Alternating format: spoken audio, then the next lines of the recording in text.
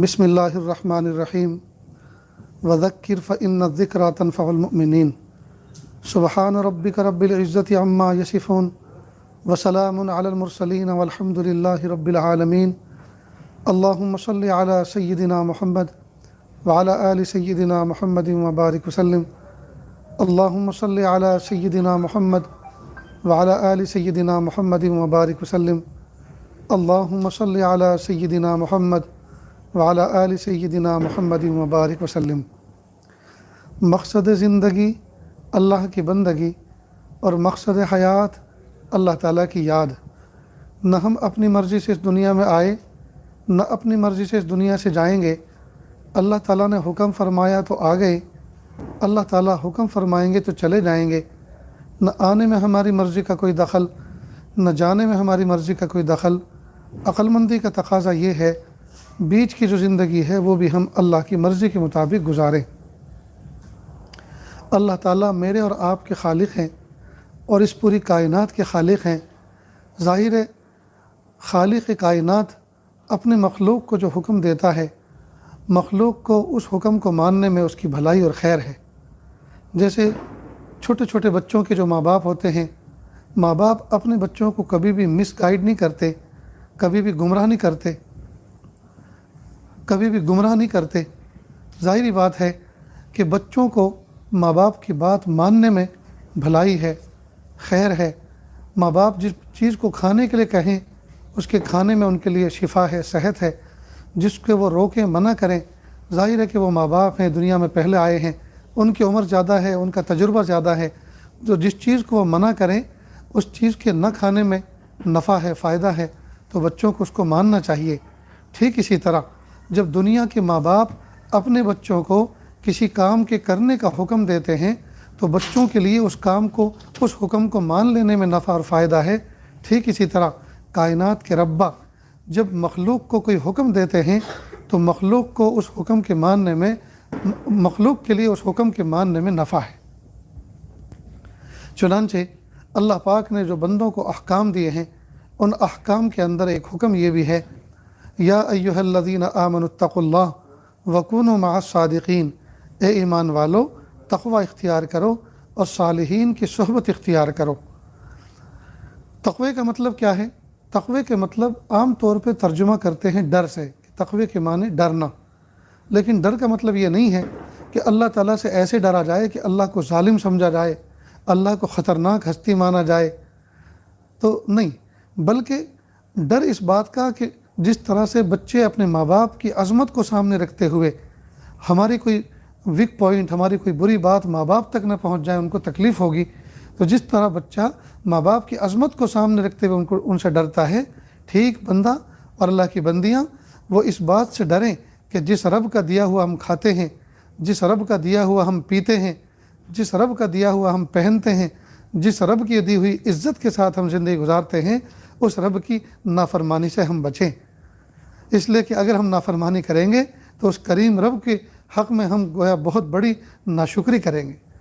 तो गोया तक़वे का मतलब ये कि हम अल्लाह ताला की अज़मत को सामने रखते हुए उसकी नाराज़गी से डरें। तो अल्लाह फरमा रहे हैं, या अय्युहल्लज़ीना आमनुत्तक़ुल्लाह, ए ईमान वालो तक़वा इख्तियार करो, वकूनू मअस्सादिक़ीन, और सालिहीन के साथ रहो।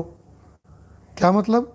जो बंदा तक़वा इख्तियार करता है और सालिहीन के साथ ज़िंदगी गुजारता है, उनकी सोहबत में रहता है, तो अल्लाह ताला ने इंसानों को कुछ ऐसा बनाया है कि इंसान जब एक दूसरे की सोहबत में रहते हैं तो जिसकी सोहबत में रहते हैं उसके अंदर जो सिफ़ात है वो रहने वाले की सोहबत ज़िंदगी में ज़रूर आता है।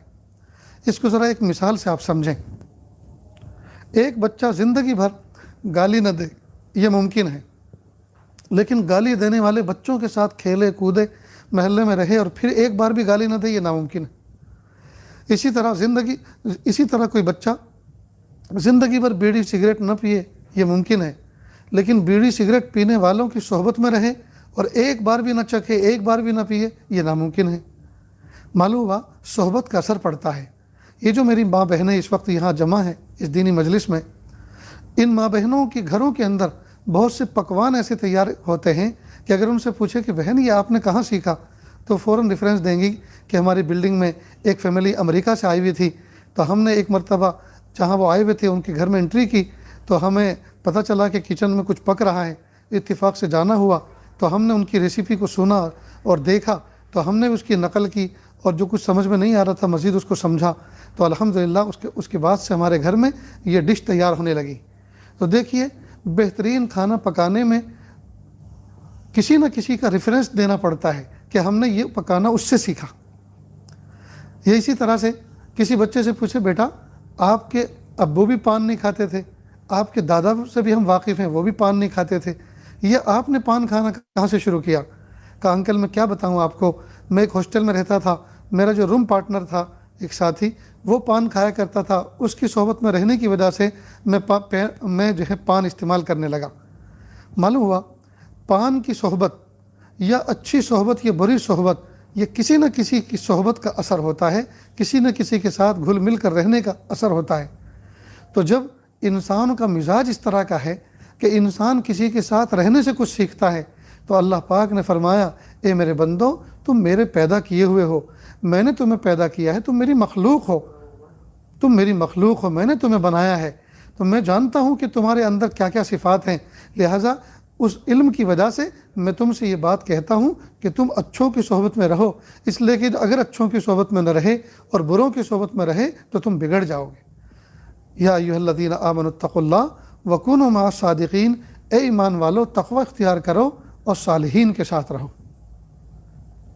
یہیں سے آپ اس بات کو بھی سمجھتے چلیں کہ آج کل ہمارے معاشرے کے اندر جو برائیاں آ گئی ہیں، مثال کے طور پر گھر کے اندر ساری کی ساری مستورات باپردہ رہتی ہیں، حجاب میں رہتی ہیں، کہیں اٹھ بیٹھ نہیں ہے، اپنا گھر بس اپنا گھر، زیادہ سے زیادہ اچھے رشتہ داروں کے گھر میں جانا ہوتا ہے، اگر کسی رشتہ دار میں کوئی ایسا ماحول ہے کہ وہاں جو ہے جانا مناسب نہیں سمجھتے تو اگنور کرتے ہیں، نظر انداز کرتے ہیں، وہاں جاتے نہیں ہیں۔ باوجود اس کے پھر ہر گھر کے اندر کچھ نہ کچھ بگاڑ کیوں آ گیا ہے؟ اچھے اچھے گھروں کے اندر، باپردہ گھروں کے اندر، بلکہ کئی مرتبہ دین کا علم رکھنے والوں کے اندر اور تعلیم کرنے والوں کے اندر، تعلیم سننے والوں کے اندر یہ بگاڑ کیوں آ گیا ہے؟ اس کی ایک بنیادی وجہ یہ ہے کہ انٹرنیٹ کا اور فون کا غلط استعمال ہو رہا ہے۔ انٹرنیٹ کا اور فون کا غلط استعمال ہو رہا ہے، ڈرامے دیکھے جا رہے ہیں، پروگرام دیکھے جا رہے ہیں، ناٹک دیکھے جا رہے ہیں، نتیجہ یہ ہوتا ہے کہ ان کو دیکھنے کی وجہ سے جن جن افراد کو دیکھا جاتا ہے ان افراد کی محبت دل میں آ جاتی، کیونکہ اللہ پاک نے ظاہری بات ہے کہ پہلے ہی فرمایا کہ اے ایمان والو تم تقوی اختیار کرو، صالحین کے ساتھ رہو، اس لیے کہ تمہارا مزاج ایسا ہے کہ جس کے ساتھ رہتے ہو اس کا اثر لے لیتے ہو، لہٰذا صالحین کے ساتھ رہو گے تو ان کا اثر آئے گا، ان کی صحبت کا تمہاری زندگی کے اندر۔ اب صالحین کی صحبت تو اختیار نہیں کی بلکہ ظالمین کی صحبت اختیار کر لی، فاسدین اور فساد والوں کی صحبت اختیار کر لی۔ نتیجہ یہ ہوا کہ جب ان کی صحبت اختیار کی تو ان کی صحبت اختیار کرنے کی وجہ سے ان کو لائک مل گیا، ان کو لائبلٹی مل گئی، ان کو پسندیدگی مل گئی۔ میں کہا کرتا ہوں کہ جو نوجوان بچے اور بچیاں کرکٹ کا کھیل دیکھتے ہیں، جب پلیئر میدان میں اترے ہوئے ہوتے ہیں اور کھیل رہے ہوتے ہیں ان کو دیکھتے ہیں تو 2، 5، 10 جتنے بھی کھلاڑی ہوتے ہیں ان میں سے ہر آدمی کسی نہ کسی کو لائک کرتا ہے۔ کئی مرتبہ لڑکے بھی لائک کرتے ہیں، کئی مرتبہ لڑکیاں بھی لائک کرتی ہیں، اس لیے کہ اس کھیل کو دیکھتے ہی دلچسپی سے ہیں، جب دلچسپی سے دیکھتے ہیں تو کسی نہ کسی کو دل دے بیٹھتے ہیں۔ چنانچہ اللہ رب العزت نے اس عاجز کو اس مقام پہ بٹھایا ہے جہاں اس طرح کے مسائل آتے ہیں، جہاں اپنے دل کے رونے لوگ روتے ہیں، تو کئی مرتبہ بچیوں کی طرف سے بات آئی کہ حضرت ہم فرصت میں کرکٹ کا گیم دیکھتے ہیں، اور کوئی فلمیں تو دیکھتے نہیں، بس گیم دیکھنے کا شوق ہے، کرکٹ کا کھیل دیکھنے کا شوق ہے، لیکن فلاں کھلاڑی سے ہمیں محبت ہو گئی ہے۔ تو اسی کو کہتے ہیں دیکھنے سے شوق پیدا، شوق سے پیدا طلب۔ دیکھنے سے شوق پیدا ہوتا ہے اور شوق سے پھر طلب پیدا ہو جاتی ہے۔ خیر، اب جب یہ ڈرامے دیکھتے ہیں، کھیل دیکھتے ہیں، تو کسی نہ کسی کھلاڑی کو، کسی نہ کسی ایک اکائی کو، فرد کو کوئی لائک کرنے لگتا ہے، وہ اس کی زندگی کا ایک پارٹنر بن جاتا ہے، زندگی کا وہ ایک جو ہے ایک مرض بن جاتا ہے، ہر وقت اسی کا خیال، جو جس طرح سے وہ بیٹھتا ہے اس طرح سے بیٹھنا شروع کرتے ہیں، جس طرح وہ چلتا ہے اس طرح چلنا شروع کرتے ہیں، جس طرح وہ کھاتا ہے اس طرح کھانا شروع کرتے ہیں، یہاں تک کہ کئی مرتبہ اسی انداز کا لباس پہننا شروع کرتے ہیں۔ یہ علامت ہے فون کے اندر، ٹیلی ویژن کے اندر، آئی پیڈ کے اندر، لیپ ٹاپ کے اندر کسی گیم کو دیکھنے، کسی ناٹک کو دیکھنے کا اثر ہوتا ہے۔ چنانچہ پڑوسی ملک کے سنا بچے بچیاں بتاتے ہیں کہ جی ہم اور کچھ نہیں کرتے فون میں۔ جب ان سے پوچھتے ہیں فون میں کیا کیا دیکھتے ہو، تو کہتے ہیں فون میں اور تو کچھ نہیں دیکھتے، خرافات، بس یہ پاکستانی ڈرامے دیکھتے ہیں۔ ہائے ہائے ہائے، کیا ڈرامے پیش کرنے والے اللہ کے ولی ہیں؟ کیا ڈرامے پیش کرنے والے کی جنت کی حوریں ہیں؟ کیا ڈرامے پیش کرنے والے وہ اولیاء صادقین میں سے ہیں کہ ان کے دیکھنے کا اتنا شوق ہے؟ کیا ہے بھلا اس میں کبھی یہ تعلیم دی جاتی ہے کہ ماں باپ کا ادب احترام کرو، قرآن پاک کی تلاوت کرو، کتابیں پڑھو، جی تہجد کا اہتمام کرو، اشراق کا اہتمام کرو، تسبیحات پڑھو، ذکر و اذکار کرو؟ کبھی اس بات کی ترغیب دی جاتی ہے؟ کبھی نہیں۔ چنانچہ اس عاجز نے نوجوانوں سے پوچھا کہ ان ڈراموں میں کیا ہوتا ہے۔ پہلے یہ سمجھو کہ ڈرامے ہوتے کیا ہیں۔ اصل میں یہ ڈرامے وہی ہوتے ہیں جس کو اسکولوں میں ڈرامہ کہتے ہیں اور مدارس کے اندر مکالمے کہتے ہیں۔ کئی مرتبہ ایک مضمون کو پریکٹیکلی سمجھانے کے لیے ایک مکالمہ مدرسوں کے اندر انجام دیا جاتا ہے۔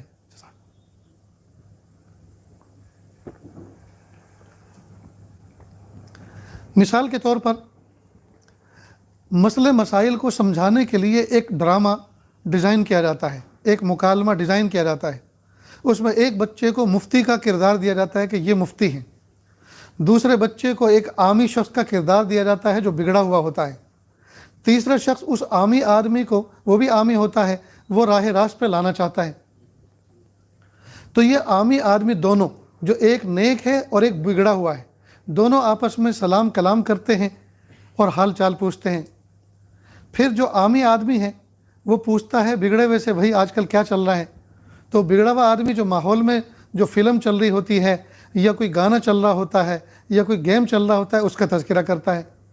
تو وہ عامی آدمی اس کو سمجھاتا ہے، وہ عامی سدھرا ہوا آدمی اس کو کہتا ہے بھائی یہ اچھی بات نہیں ہے، اور یہ جو آپ دیکھ رہے ہو، جو کر رہے ہو، اس سے وقت ضائع ہو رہا ہے، مال ضائع ہو رہا ہے، زندگی ضائع ہو رہی ہے۔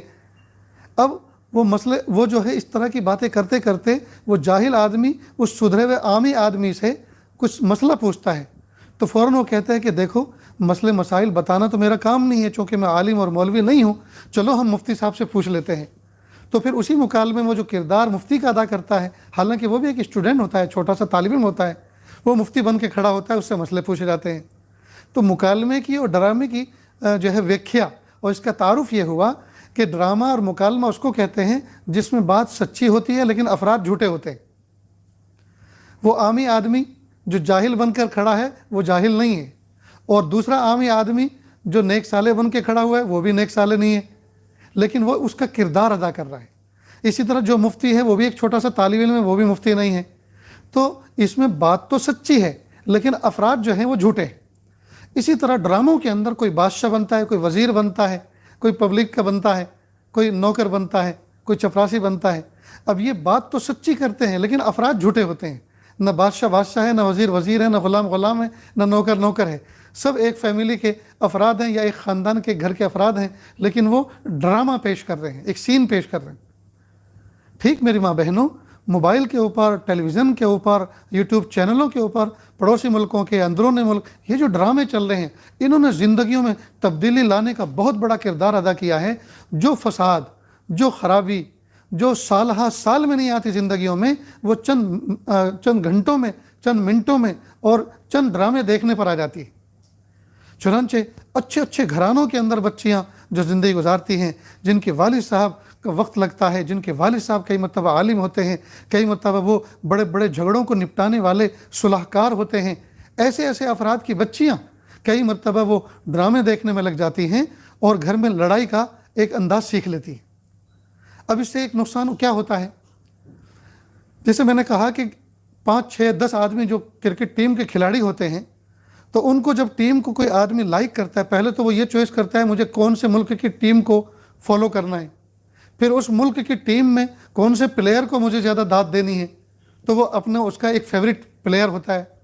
ٹھیک اسی طرح یہ جو ڈرامے ہوتے ہیں، کئی مرتبہ بچیاں جب دیکھتی ہیں تو دیکھا اگر یہ بچی دیکھنے والی انمیرڈ ہے تو اس ڈرامے کے اندر کوئی ایک انمیرڈ لڑکی بھی ہوتی ہے، تو سوچتی ہیں کہ میں بھی اکیلی، یہ بھی اکیلی، اس کا جو کردار ہے بس مجھے اس کا کردار ادا کرنا ہے، اب مجھے ایسا ہی لباس پہننا ہے، گھر کے اندر ایسا ہی رہنا ہے، جب امی پاپا بھائی کچھ گڑبڑ کریں گے تو میں اسی سٹائل میں ان کو رپلائی دوں گی، جواب دوں گی، تو وہ اس ڈرامے کا ایک کردار بھر کے زندگی بھر ادا کرتی ہے، اس کا کردار ادا کرتی ہے۔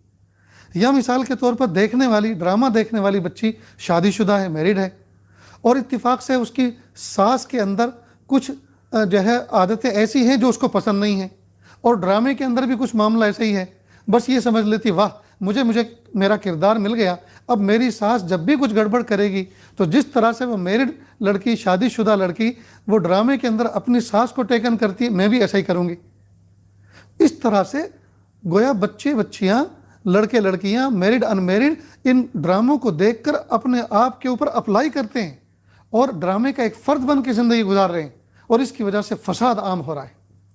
ان کی ہیئر کٹنگ دیکھو، ان کی جو ہے ڈریس کی کٹنگ دیکھو، لباس کی سٹائل دیکھو، ان کا ہینڈ پرس دیکھو، ان کے چال چلن دیکھو، ان کے کھانے پینے بیٹھنے کا انداز دیکھو، یہاں تک کہ ان کے سونے جاگنے اور لیٹنے کا انداز دیکھو، وہ سارا کا سارا وہ کسی ڈرامے سے میل کھاتا ہے۔ میرے پیارے محبوب صلی اللہ علیہ وسلم کے بارے میں تو یہ آیا، اور قرآن پاک میں اللہ فرماتے ہیں تمہارے لیے ہمارے نبی، ہمارے رسول جو ہیں وہ تمہارے لیے زندگی کا بہترین آئیڈیل اور نمونہ ہے، تمہیں تو ان کو فالو کرنا چاہیے تھا۔ میری ماں بہنوں، دل کے کانوں سے سنو ایک مثال کو۔ ایک نوجوان لڑکا اپنی ماں کا اکلوتا بیٹا ہے، اپنے باپ کا اکلوتا بیٹا ہے، باپ کا بہت بڑا ہول سیل کا کاروبار ہے کپڑے کا، ہر دنیا کا، ہر کمپنی کا، ہر رنگ کا کپڑا ہر وقت اس کے ہاں اویلیبل ہوتا ہے، اور پھٹ کر چھوٹے چھوٹے گاہک جو ہیں کپڑے کے بیپاری وہ انہی کے یہاں سے ہول سیل میں اٹھاتے ہیں مال۔ اب ایک مرتبہ اس مالک کا اکلوتا بیٹا، بزنس مین کا اکلوتا بیٹا، وہ اپنے کسی کسٹمر کے یہاں جاتا ہے اور کہتا ہے انکل آپ فلاں کمپنی کا فلاں رنگ کا 5 میٹر مجھے کپڑا دو، مجھے کرتا پاجامہ سلوانا ہے۔ تو وہ آگے سے مسکرا کر کہتا ہے شہزادے کیوں ہماری مذاق کرتے ہو، آج ہم ہی ملے ہیں تمہیں مذاق کرنے کے لیے؟ کہ نہیں انکل میں ریئل کہہ رہا ہوں، حقیقت میں کہہ رہا ہوں، آپ مجھے کپڑا دو۔ کہ نہیں بیٹا ہم تو خود آپ کے یہاں سے کپڑے لے کر آتے ہیں، کیا آپ کے یہاں نہیں ہے؟ اب ظاہری بات ہے کہ کوئی یوں کہے کہ ان کے یہاں یہ کپڑا نہیں ہے، غلط، کیونکہ ہر دنیا کا، ہر کمپنی کا، ہر رنگ کا کپڑا ہر وقت ان کے یہاں کوانٹٹی میں ہوتا ہے، تو یہ بات تو غلط ہے کوئی یوں کہے کہ ان کے یہاں نہیں ہے۔ تو پھر یہ بیٹا لینے کے لیے کیوں آیا؟ تو ایک ہی وجہ ہے اس کی، اب ایک ہی وجہ ہے کہ شاید اس بچے کی اپنے باپ سے بنتی نہیں۔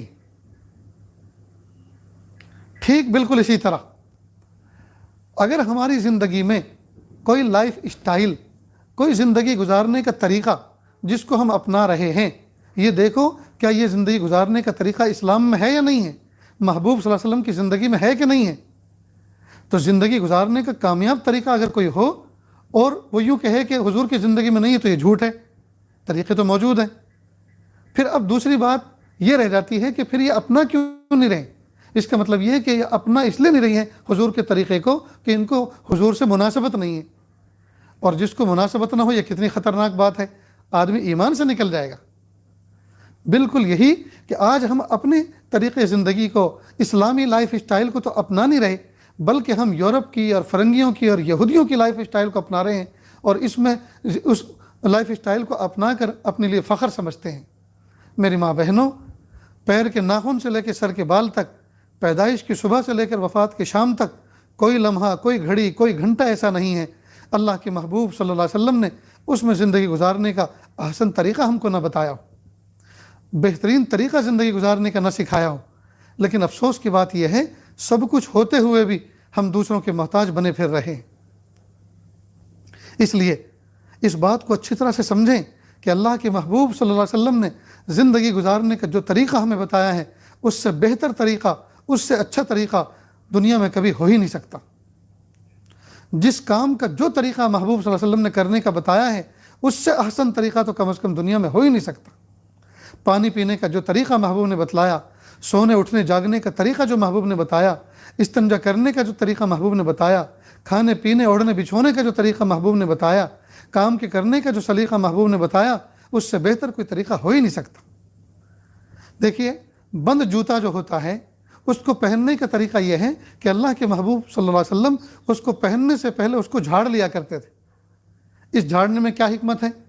عام طور پر زمین کے اوپر بہت سے رینگنے والے زہریلے جانور چھوٹے چھوٹے ایسے ہوتے ہیں جو اندھیری جگہ، ڈارک جگہ میں جا کے چھپتے ہیں۔ اب جوتا جو بند جوتا ہوتا ہے اس میں ڈارک جگہ ہوتی ہے، چھپنے کی جگہ ہوتی ہے، لہٰذا کئی مرتبہ بچھو ہے، کان کھجورا ہے، سانپ سپولیا ہے، وہاں جا کے بیٹھ جاتا ہے۔ اب اگر ہم نے اس کو جھاڑا نہ ہو تو ظاہری بات ہے کہ وہ زہریلا جانور ہمیں ڈس سکتا ہے۔ تو اللہ کے محبوب صلی اللہ علیہ وسلم نے جھاڑ کر پہننے کا ہمیں طریقہ بتایا۔ آگے چلیے، آگے دیکھیے، اللہ کے محبوب کی سنت یہ کہ کپڑوں کو ہم جب پہنیں تو جھاڑ کر پہنیں، اس لیے کہ اس کے اندر چھپکلی جا سکتی ہے، اس کے اندر چیونٹی جا سکتی ہے، لٹکے ہوئے کپڑوں کے اندر کوئی بھی چیز، کوئی بھی کیڑا اندر جا کے پناہ لے سکتا ہے۔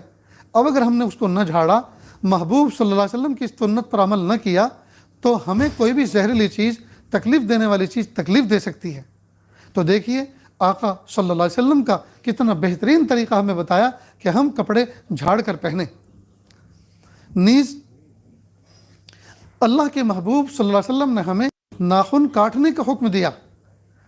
جمعہ کے دن کی جو سنتیں ہیں اس میں ناخن کاٹنا بھی ہے۔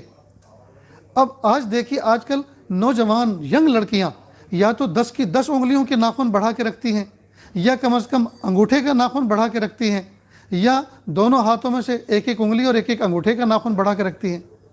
ناخن کاٹنا یہ فطرت میں سے ہے، انسان کی فطرت میں سے ہے۔ جانور ناخن نہیں کاٹتے، لیکن انسان کی فطرت یہ ہے کہ انسان اپنے ناخنوں کو کاٹا کرتا ہے۔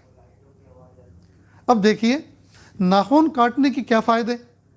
میں ایک مرتبہ فلائٹ کا سفر کر رہا تھا، ایروسٹیز کو میں نے کہا میم مجھے وہ جو چائے کی آپ نے کٹ دی ہے اس کے اندر اسٹرو نہیں ہے، یعنی ڈپ چائے ہوتی ہے، گرم پانی ہوتا ہے، اس میں اس کو وہ جو ٹی بیگ ہوتا ہے اس کو لٹکا دیا جاتا ہے جس میں دھاگا بندھا ہوتا ہے، اور شوگر کی بھی چھوٹی سی پیکنگ ہوتی ہے، اس کو بھی کھول کے ڈال دیا جاتا ہے۔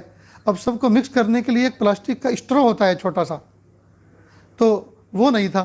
میں نے کہا میم میرا اس میں ٹکٹ کے اندر اسٹرو نہیں ملا، تو کہا میں ابھی لا کے دیتی ہوں۔ وہ لے کر آئی، اللہ کی شان، اس نے مجھے اسٹرو اٹھا کے دینا چاہا، دائیں ہاتھ سے بھی اس نے کوشش کی، بائیں ہاتھ سے بھی کوشش کی، ایک ٹرے میں رکھ کر وہ لے کر آئی، تو اس سے وہ اسٹرو نہیں اٹھا۔ اور نہ اٹھنے کی وجہ یہ تھی کہ اس کے ناخن 10 کی 10 انگلی کے اتنے بڑے تھے کہ وہ اسٹرو جو سوئی کے مقابلے میں 3 گنا یا 4 گنا موٹا ہوتا ہے، وہ اسٹرو اس سے نہ اٹھ سکا۔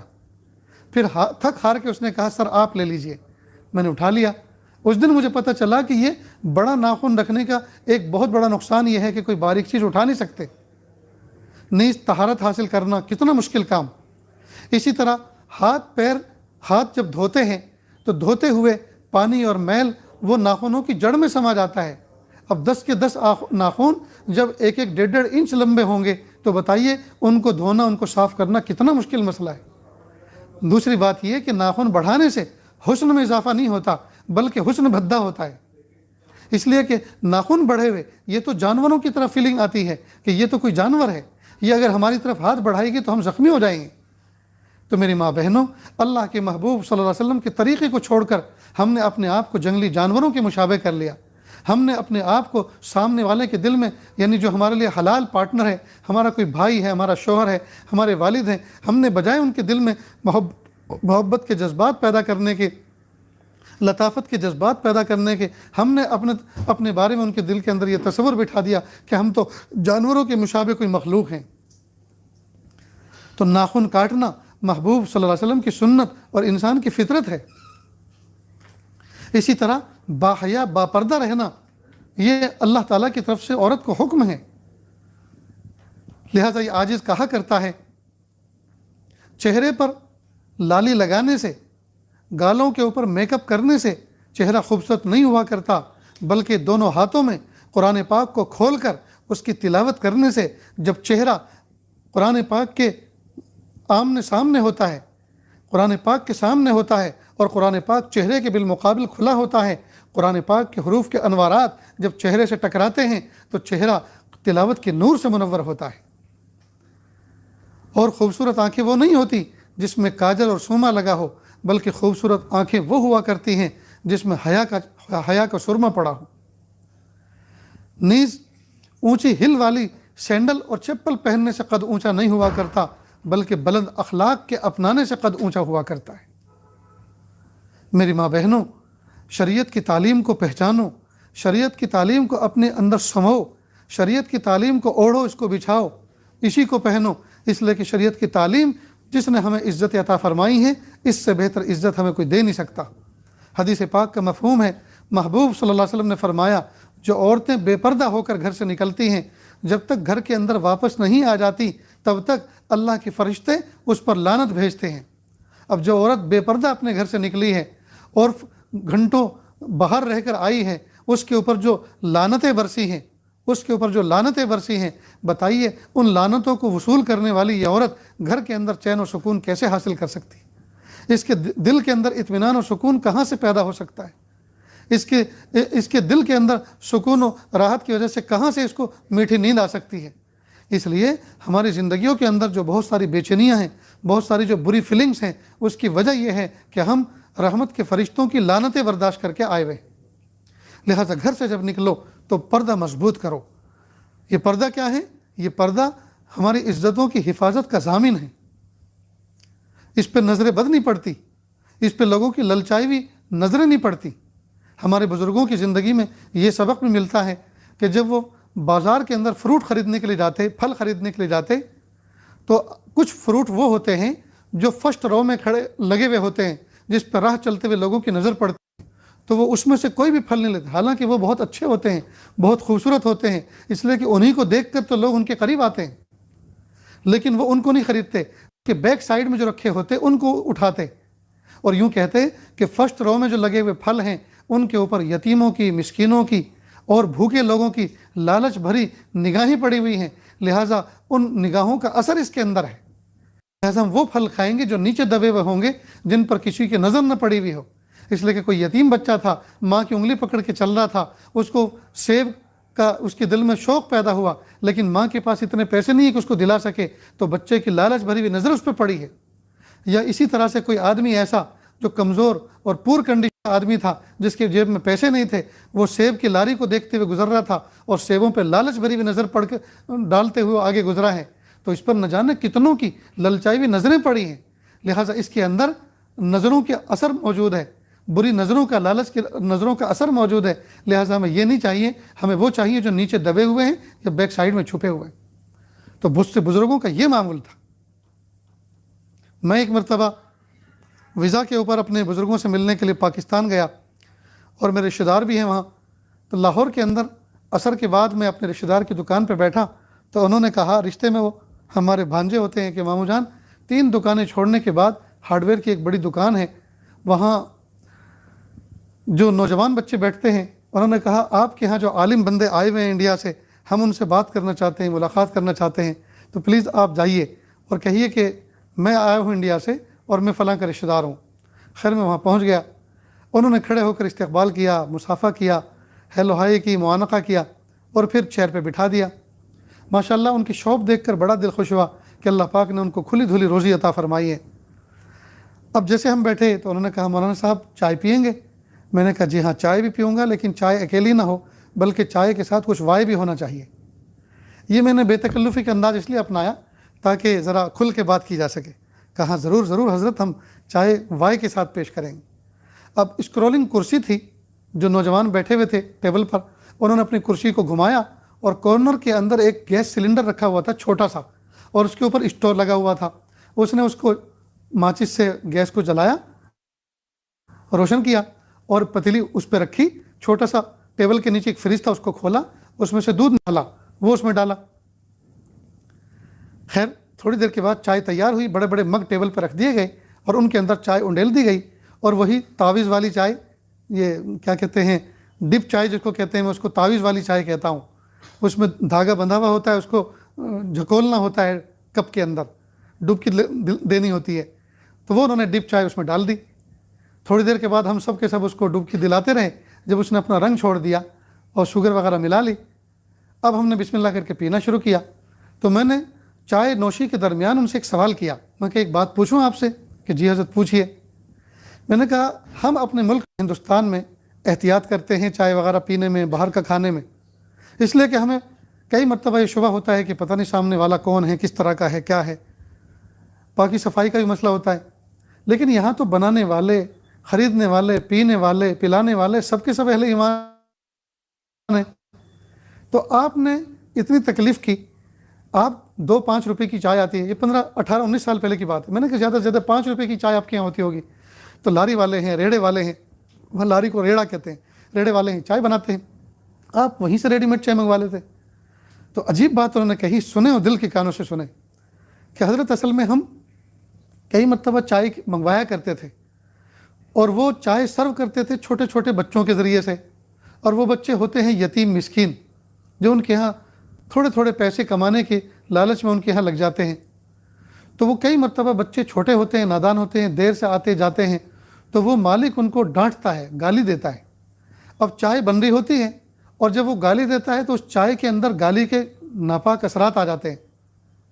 پھر جب ہم حلال پیسے دے کر ان سے وہ چائے خریدتے ہیں تو بنانے والا شخص گالی دینے والا تھا، تو اس کی نحوست حلال پیسے دینے کے باوجود ہمارے کپوں کے اندر آ جاتی ہے، تو ہم ان کی دیوی چائے، ہم بنائی ہوئی اب چائے ہم نے پینی بند کر دی، ہم اپنی چائے کا سامان خود یہاں رکھتے ہیں، خود اپنے ہاتھوں سے بناتے ہیں۔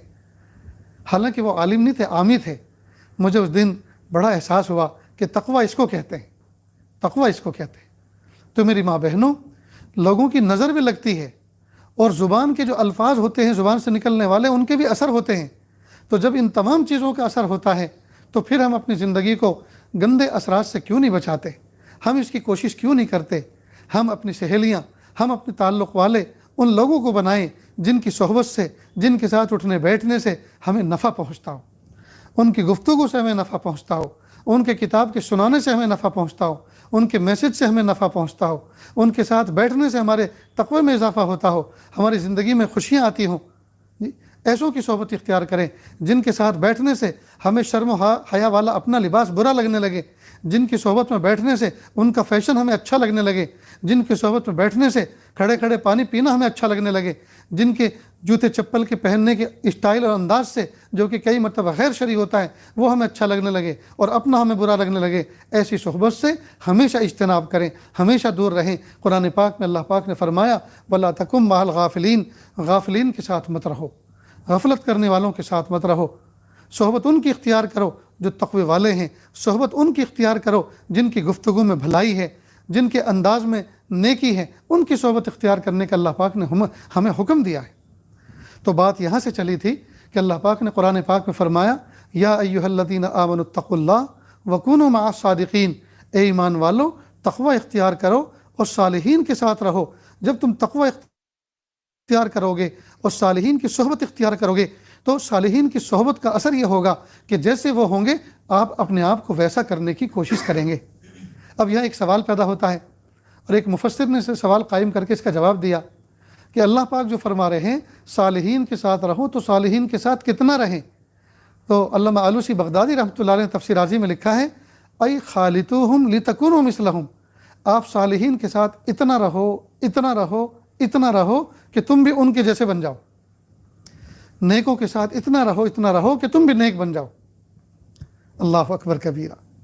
اس لیے میری ماں بہنوں، ہمیں چاہیے کہ ہم اچھوں کی صحبت اختیار کریں، اچھوں کی باتوں کو سنیں، ہم اپنے بچوں کو اچھے دوستوں کے ساتھ کھیلنے کا موقع دیں، اچھے بچوں کے ساتھ ملاقات کا موقع دیں، اس لیے کہ ماحول سے انسان تیار ہوتا ہے۔ جیسا ہمارا ماحول ہوگا انشاءاللہ ہم اسی ماحول میں ڈیولپ ہوں گے، تیار ہوں گے۔ اگر ماحول ہمارا برا ہے، غلط ہے، تو ظاہری بات ہے کہ ہمارے اندر برائیاں آئیں گی۔ ماحول ہمارا اگر اچھا ہے ہمارے اندر اچھائی آئیں گی۔ تو اگر ان باتوں کو دل کے کانوں سے سنا تو اللہ تعالیٰ کی ذات سے امید ہے کہ انشاءاللہ ثم انشاءاللہ اللہ رب العزت ہماری زندگی کے اندر تقوی پیدا فرمائیں گے، تقوی ہماری زندگی میں اللہ پاک نافذ فرمائیں گے۔ اس لیے کہ جب ہم اللہ کی باتوں کو مانیں گے، رسول اللہ کی باتوں کو مانیں گے، علماء صلحاء کی باتوں کو مانیں گے اور اس پر عمل کریں گے تو انشاءاللہ اللہ تعالیٰ زندگی میں خاص برکتیں عطا فرمائیں گے۔ اب ایک واقعہ ذکر کر کے یہ عاجز اپنی بات کو ختم کرتا ہے، سنیں اور دل کے کانوں سے سنیں۔ جب زندگیوں میں تقوی ہوتا ہے اور خوف خدا ہوتا ہے تو کیسے کیسے واقعات وجود میں آتے ہیں۔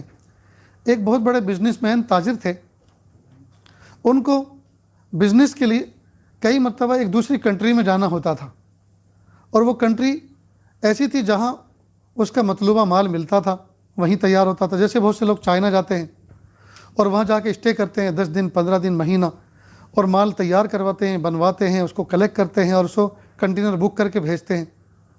تو اسی طرح یہ تاجر بھی کسی ملک میں جاتا تھا اور وہاں اپنی بزنس کا سامان تیار کرواتا تھا، لیکن وہاں کا ماحول اتنا خراب تھا، اس کو ہر وقت یہ خطرہ رہتا تھا کہ کہیں میں کسی گناہ میں مبتلا نہ ہو جاؤں۔ متقی تھا، تقوی والا تھا، بہت پریشان تھا، بہت سوچا۔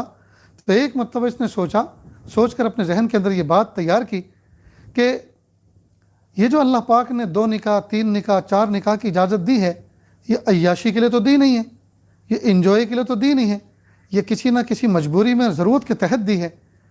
تو میں بھی تو پریشان ہوں، میں اپنی بیوی بچوں سے دور یہاں آتا ہوں پردیس میں، یہاں مجھے کھانے کا پرابلم، حلال کھانا مشکل سے ملتا ہے، اور یہاں میری نگاہوں کا مسئلہ ہے، نگاہوں کو پناہ ملنا مشکل ہے۔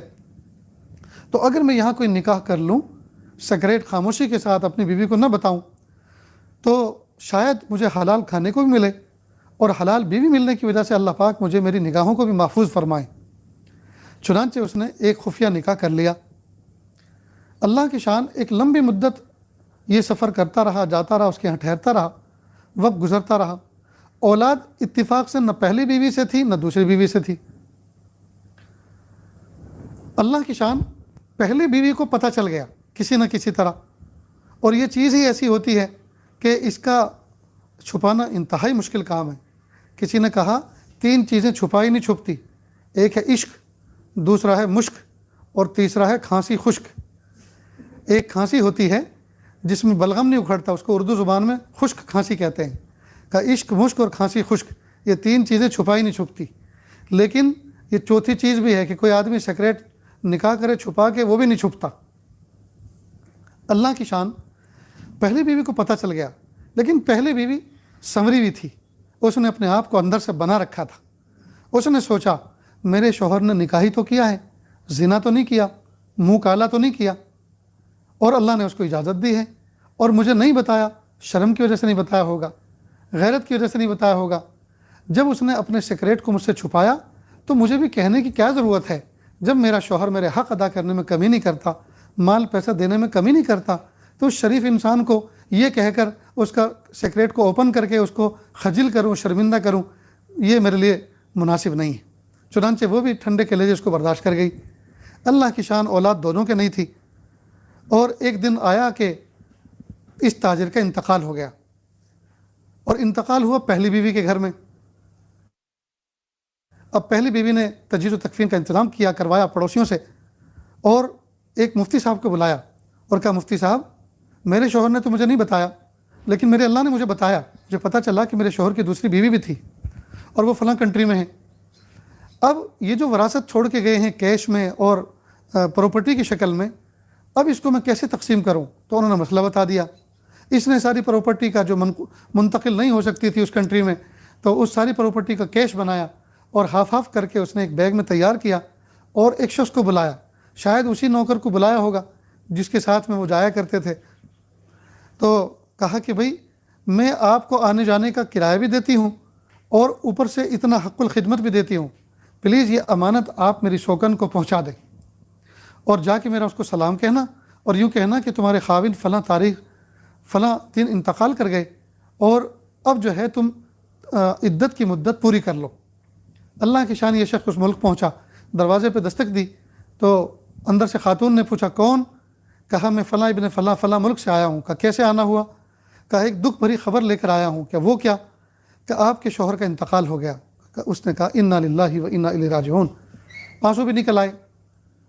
تھوڑی دیر کے بعد رک کے اس نے کہا آپ کی شوکن نے آپ کو سلام کہا ہے، اور یہ ایک ریسیپٹ آپ کے لیے بھیجی ہے، آپ اس پہ دستخط کر دیں، اور یہ بیگ میں آگے بڑھا رہا ہوں پردے کے اندر، اس کو آپ وصول کر لیں، اور اس ریسیپٹ اور پرچے کے مطابق چیک کر لیں جو مال ہے وہ پورا ہے کہ نہیں ہے، اور مجھے پہنچ لکھ کر دے دیں تاکہ میں ان کو جواب دے سکوں کہ یہ آپ تک پہنچ گیا۔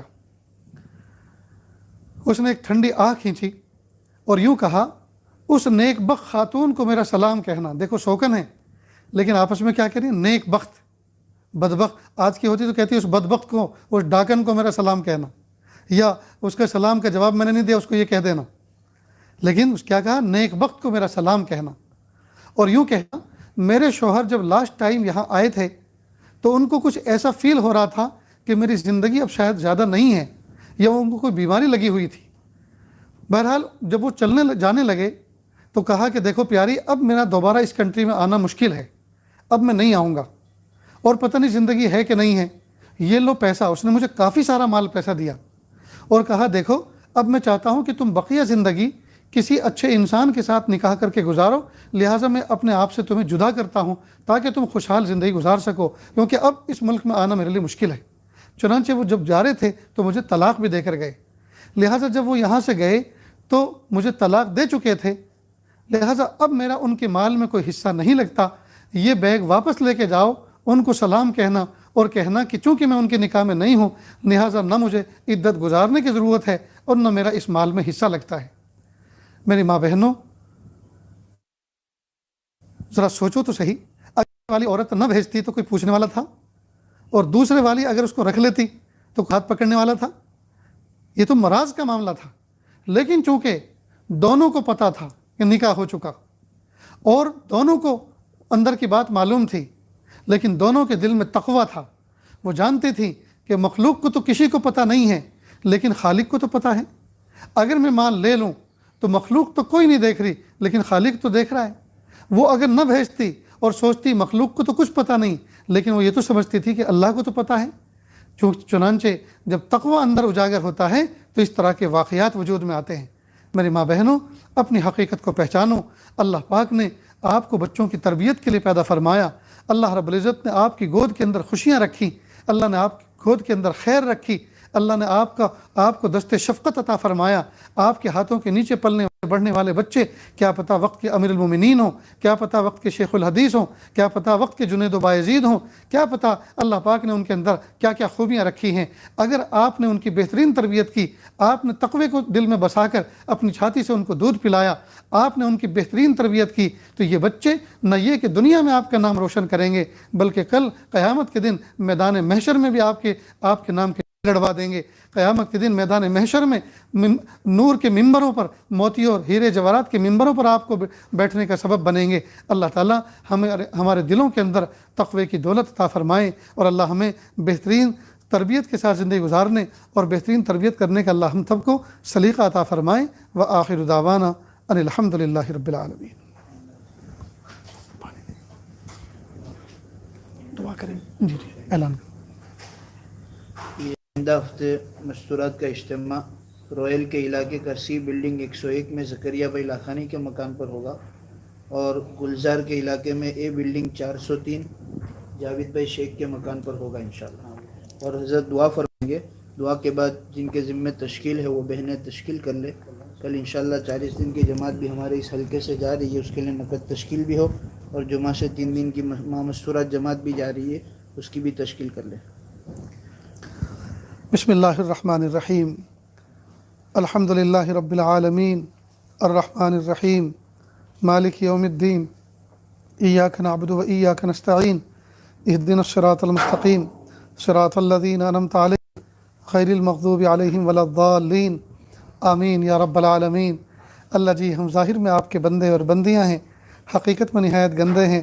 اللہ ہمارے دلوں کی گندگی کو دور فرما، اللہ ہمیں اپنی بندگی کا سلیقہ عطا فرما، شرمندگی والے کاموں سے ہماری حفاظت فرما، برے دن سے، بری بات سے، بری رات سے، برے انجام سے ہماری حفاظت فرما، سوء خاتمہ سے ہماری حفاظت فرما۔ اللہ جی، یہ ہاتھ اٹھائے جانے کے قابل نہیں اور یہ زبان کو سوال کرنے کے قابل نہیں، آپ سے نہ مانگے تو کس سے مانگیں، آپ سے سوال نہ کریں تو کس سے سوال کریں۔ ایک کمزور ایک قوی دروازے پر، ایک سائل ایک سخی کے دروازے پر، ایک محتاج ایک غنی کے دروازے پر حاضر ہے۔ میرے پیارے اللہ، ہم ہاتھ اٹھا کر بھیک مانگتے ہیں، یا اللہ ہم ہاتھوں کا پیالہ بنا کر آپ سے بھیک مانگ رہے ہیں۔ اللہ ہمارے ہاتھوں کے پیالے کو خالی مت جانے دیجئے، اللہ اس ہاتھوں کے پیالے کو بھر دیجئے، یا اللہ اپنی محبت دے دیجئے، اپنی معرفت دے دیجئے، اپنا قرب دے دیجئے، اپنی ولایت دے دیجئے، تقویٰ دے دیجئے، پاکیزگی دے دیجئے، معرفت دے دیجئے، قرب دے دیجئے، محبت دے دیجئے۔ اے میرے پیارے اللہ، جب سے ہوش سنبھالا ہے یا اللہ آپ ہی سے مانگا ہے، آپ ہی سے بھیک مانگنے کی عادت ڈالی ہے، اے میرے پیارے اللہ ہمیں مخلوق کا محتاج نہ بنائیے، ہمارے ہاتھوں کو دینے والا بنائیے، بھیک مانگنے سے ہمارے ہاتھوں کی حفاظت فرمائیے۔ پیارے اللہ ایک اندھا فقیر، ایک بوڑھا فقیر، بوڑھا تھا اور وہ بھی اندھا تھا، اندازے سے لوگوں کے دروازے پر کھڑے ہو کر مانگتا پھر رہا تھا۔ ایک دروازے پر وہ آیا، اس نے سوچا یہ کسی امیر کبیر کا، کسی سیٹھ کا گھر ہونا چاہیے۔ اس نے صدا بھی بڑی امید کے ساتھ بڑی اونچی لگائی اور کہا او اونچے دروازے والے، او اونچی کھڑکی والے، دے دے اللہ کے نام پر، اللہ تیرا بھلا کرے۔ 3 مرتبہ صدا لگائی، جب جواب کوئی نہ ملا کہنے لگا کس کنجوس کا گھر ہے، کس بخیل کا گھر ہے؟ ارے تو مالدار ہے اپنے گھر کا، تو مال والا ہے اپنے گھر کا، لیکن کم از کم بوڑھے فقیر اور اندھے فقیر پہ ترس کھا کے کم از کم پھوٹے منہ سے یوں تو کہہ دے، پھوٹے منہ سے کم از کم یوں تو کہہ دے معاف کر بابا، آگے دیکھ چھٹے نہیں ہیں، کھلے نہیں ہیں، پھر کبھی آنا۔ جب اس نے یہ بات کہی کس کنجوس کا گھر ہے، کس بخیل کا گھر ہے، جب اس نے یہ بات کہی قریب میں ایک نوجوان بچہ یہ منظر دیکھ رہا تھا اور یہ باتیں سن رہا تھا، وہ قریب آیا اور نابینا بوڑھے اندھے فقیر کے کندھے پہ ہاتھ رکھا اور کہا بابا آپ چونکہ نابینا ہیں، آپ کو پتہ نہیں چل رہا یہ کس کا گھر ہے، یہ کسی سیٹھ کا گھر نہیں، یہ تو جامع مسجد کا دروازہ ہے۔ تم نے یہ کیا گستاخی بھرے کلمات کہہ دیے کہ کس کنجوس کا گھر ہے، کس بخیل کا گھر ہے؟ بس یہ سننا تھا۔ بوڑھا فقیر کانپ گیا، پیالہ اپنا پھینک دیا، مسجد کی چوکھٹ پکڑ کر مسجد کے اندر صحن میں داخل ہوا اور پیشانی سجدے میں رکھ کر رگڑنے لگا، رونے لگا اور کہا ہائے میرے پیارے رب، میں نے کتنی بڑی گستاخی کر دی، میں نے آپ کو یہ کہہ دیا یہ کس بخیل کا گھر ہے، یہ کس کنجوس کا گھر ہے جو جواب بھی نہیں دیتا۔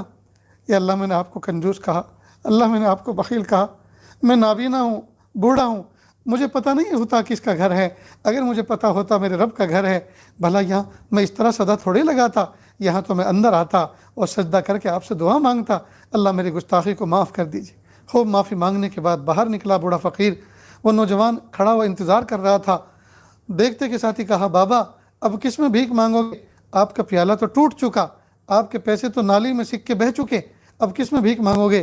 تو بوڑھے فقیر نے عجیب بات کہی، اے بیٹا اس دروازے پر صدا لگا کے بعد اب یہ میں عہد کر کے آیا ہوں، اب مخلوق کے دروازے پہ کبھی بھیک نہیں مانگوں گا۔ میرے پیارے اللہ ہم بھی تو آپ کے دروازے پر، ہم بھی تو آپ کے دربار میں ہاتھوں کا پیالہ بنا کر آپ سے بھیک مانگ رہے ہیں، اللہ جی اس پیالے کو مخلوق کے دربار میں پھیلنے سے ہمیشہ کے لیے محفوظ فرما لیجئے اور ہمیشہ اپنے در کا گدا بنا کر، اپنے در کا فقیر اور بھیکاری بنا کر ہمیں بھیک مانگنے کی توفیق عطا فرما۔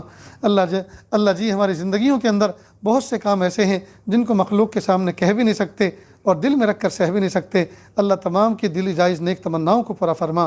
اس محفل میں نہ جانے کتنی دکھیاری، نہ جانے کتنی غم کی ماری ماں بہنیں بیٹھی ہوئی ہیں، یا اللہ سب اپنی اپنی تکلیفوں کو دل میں چھپائے ہوئے ہیں، یا اللہ کوئی شوہر سے پریشان ہے، کوئی اپنے بچوں کی نافرمانی سے پریشان ہے، کوئی اپنے شوہر کے قرضوں سے پریشان ہے، کوئی اپنے شوہر کی بے روزگاری سے پریشان ہے، کوئی اپنے شوہر کی صحت سے پریشان ہے۔ میرے پیارے اللہ سب کے دلوں کے اندر کچھ دکھ ہیں، درد ہیں، لیکن نہ کہہ سکتی ہیں اور نہ سہ سکتی ہیں، اللہ سب کی دلی جائز نیک تمناؤں کو پورا فرما۔